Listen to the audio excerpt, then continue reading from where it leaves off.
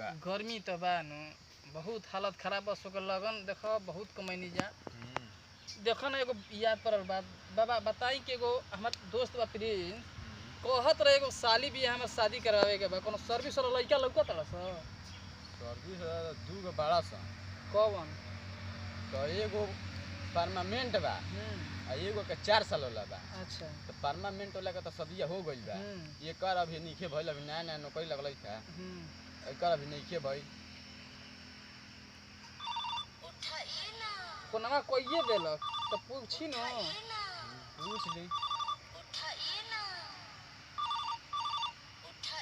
Hello हाँ Prince अरे तोहरे बारे में चर्चे करत रही बाबा एगो बानी मोहित बाबा लड़का देखले बानी एगो के परमानेंट वाला शादी हो गइल बा हो आ एगो बउए जौन 4 साल वाला बा का कहत रह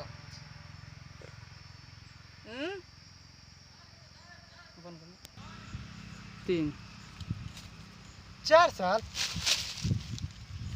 ना भाई हम 4 साल वाला तो करबे नहीं करम मनबे न करियन जा। भाई बताओ 4 साल के नौकरी के करी?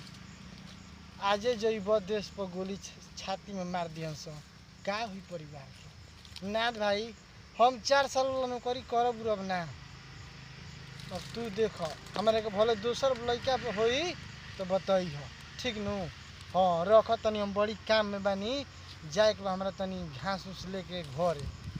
हाँ ठीक बा प्रिंस भाई तो हम बाद में बतावत तनी चर्चा बात पे होई देखल जी तो मोदी भी फोनो कइल जाई। जाना तो मोहित बाबा कोनो लड़का के माने जैसे शादी करेगा घर के लड़की के फोन आवता तो का कहल जाए 4 साल के नौकरिए मिलते बा अतना ना मोदी दिक्कत कह देले बड़न कि लागत एक लड़कन के बियाह शादी के कमे चांस बा। अब मान ली कि 1 साल ट्रेनिंगे में लग जाए 1 साल